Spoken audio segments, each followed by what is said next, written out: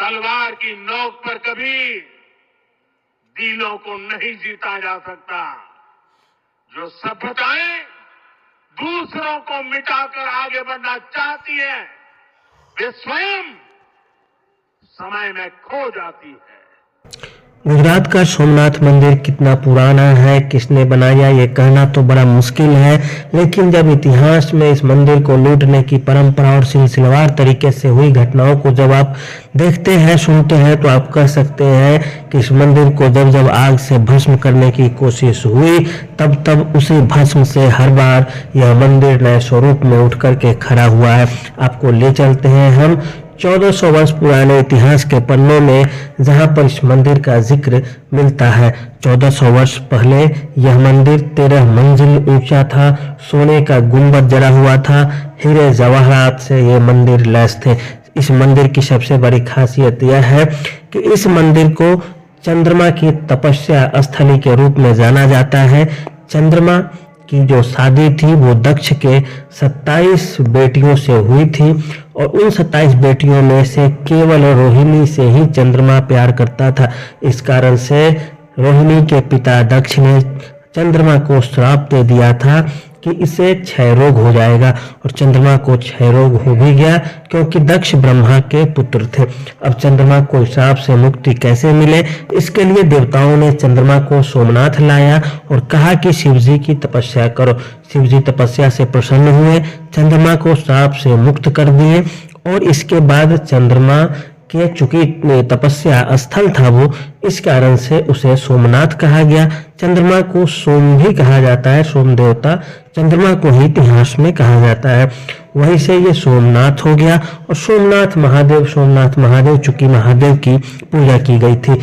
कहा जाता है कि भारत में 12 ज्योतिर्लिंग है। सभी ज्योतिर्लिंगों में सबसे पुराना ज्योतिर्लिंग सोमनाथ का ही ज्योतिर्लिंग है। सोमनाथ का जो मंदिर है वो 3 तरफ से समुद्र से घिरा हुआ है, लेकिन फिर भी समुद्र की लहरें कभी भी मंदिर के गर्भगृह में प्रवेश नहीं कर पाती है। यह मंदिर इतना ज्यादा इतिहास में संघर्ष को, हिंसा को झेला है, जितना शायद ही भारत का कोई एक मंदिर झेला हो। आपको बता दें कि यह मंदिर गुजरात में है, और गुजरात में होने के कारण पश्चिम से जब आक्रमणकारी आए तो सीधे सीधे उस मंदिर को ही लूटने की पूरी कोशिश किए, और मंदिर को लूटा भी गया। कोई इतिहासकार इसे 17 बार लूटने की बात करता है, तो कोई इतिहासकार इसे 7 बार लूटने की बात करता है। तो चंद्रमा के तपस्या को आप समझ गए। अब इससे आगे हम निकलते हैं। यह मंदिर का जो साक्ष्य है वो 600-700 ईस्वी से इतिहास में मिलना शुरू हो जाता है। अरबी आक्रमणकारियों ने इसका वर्णन किया, अरबी इतिहासकारों ने भी इसका वर्णन किया, और अरबी इतिहासकार का वर्णन, अल-बरूनी का वर्णन सुनकर के ही महमूद गजनवी जो 1026 ईस्वी में जनवरी महीने में हमला किया था सोमनाथ मंदिर पर, वो अरब इतिहासकारों से ही सीख करके, जान करके कि कोई मंदिर है गुजरात में जो बहुत अमीर है और धनी है। लेकिन उससे पहले हम आपको 600-700 ईस्वी की कहानी बता देते हैं। 600-700 ईस्वी के आसपास, अर्थात आज से 1300-1400 साल पहले, इतिहास के पन्नों में मिलता है कि यह मंदिर 13 मंजिल ऊंचा मंदिर था।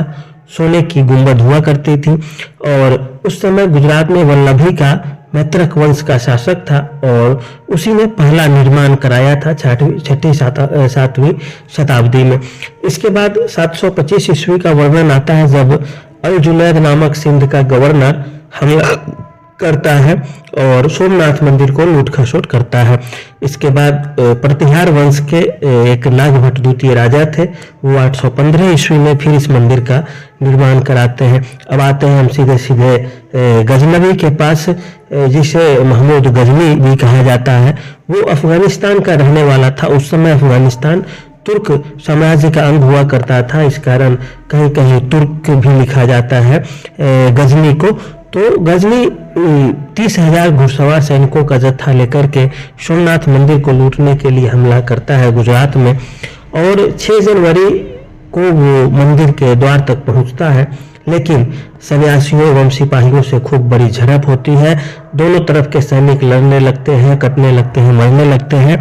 3 दिनों तक लड़ाई चलती है, और इसके बाद लड़ाई में क्या होता है कि जो गजनी था वो जीत जाता है और साधु सन्यासी हार जाते हैं। और इसके बाद गजनी बड़ा लूटपाट करता है, चंदन का दरवाजा भी पकड़ करके उठा करके ले जाता है अफगानिस्तान में। इसके अलावा कई टन सोना ले गया मंदिर का गजनी। और इसके बाद वो जो शिवलिंग वहाँ का था उसको तोड़ मरोड़ कर टुकड़े टुकड़े छोटे छोटे करके उसको अफगानिस्तान ले गया, क्योंकि वो हिंदू आस्था का बड़ा प्रतीक था। इस कारण ही उसने उस पत्थर से भी दुश्मनी निभाई और पत्थर को भी फोड़ करके वो गजनी अपने देश ले गया। इसके बाद अलाउद्दीन खिलजी ने भी हमला किया, औरंगजेब ने भी दो बार सोमनाथ पर हमला किया और औरंगजेब ने वहाँ पूजा करने की पद्धति को भी बंद कर दी, पूजा करने से मना कर दी और एक मस्जिद का निर्माण औरंगजेब ने सोमनाथ मंदिर के कैंपस में ही या उसके पास ही करा दिया। ये कहानी 1700 ईस्वी तक की है। तो जब गजनवी हमला किया सोमनाथ मंदिर पे तो वो तारीख थी 6 जनवरी 1026। आज उसके 1000 साल पूरे हो गए हैं। और उस मंदिर में एक और खासियत है कि उस मंदिर में एक पिलर है, उस पिलर पर लिखा है कि इस पिलर से दक्षिण तक आप जाएंगे तो महासागर का एक तरह से अंत हो जाएगा, समुद्र का अंत हो जाएगा। और अंग्रेजी में लिखा है बगल में कि इस जगह से आप दक्षिण दिशा की ओर जाएंगे तो सीधे दक्षिणी ध्रुव तक पहुंच सकते हैं। और ये बात सही भी है कि उस जगह से दक्षिण की ओर जाने पे 6000 किलोमीटर तक कोई भी जगह नहीं मिलता है और सीधे सीधे आप दक्षिणी ध्रुव तक सचमुच में जा भी सकते हैं। तो ये पूरा का पूरा उस जगह की वैज्ञानिकता भी है और 3 तरफ से समुद्र से वो मंदिर घिरा भी हुआ है। और जब आज़ाद हुआ भारत तो सरदार पटेल ने उस मंदिर के निर्माण के लिए बड़ी कोशिश की। सरदार पटेल के मरने के बाद के.एम. मुंशी जो स्वतंत्रता सेनानी और इतिहासकार भी थे, उनके हाथों में सोमनाथ मंदिर के निर्माण की बागडोर गई। फिर डॉक्टर राजेंद्र प्रसाद वहां उद्घाटन के लिए भी पहुंचते हैं फिर से। और इसी कड़ी में कहा जाता है कि जवाहरलाल से उनकी अनबन भी हो गई थी, कहासुनी हो गई थी राजेंद्र प्रसाद और जवाहरलाल नेहरू के बीच में कि आप मंदिर में क्यों गया भारत का राष्ट्रपति। तो वो एक अलग चीज है, लेकिन ये कंप्लीट मंदिर का जो इतिहास रहा वो है। और इसके बाद आपको सारी कहानी भी हमने बता दी। और प्रधानमंत्री मोदी इस वर्ष इसलिए सोमनाथ मंदिर पे विशेष कार्यक्रम का आयोजन करवा रहे हैं क्योंकि इस बार 1000 साल पूरे हुए हैं। 1026 में जो गजनवी ने लूटा था उसके, और दूसरा कि जब भारत में मंदिर बना स्वतंत्र भारत में, उसके भी इस बार 75 वर्ष पूरे हो रहे हैं, 75वीं वर्षगांठ मन रहा है। तो ये रहा कुल मिलाकर के सोमनाथ के मंदिर का पूरा इतिहास। कैसी लगी वीडियो आप हमें ज़रूर बताइएगा। और आज के लिए इतना ही, धन्यवाद, नमस्कार।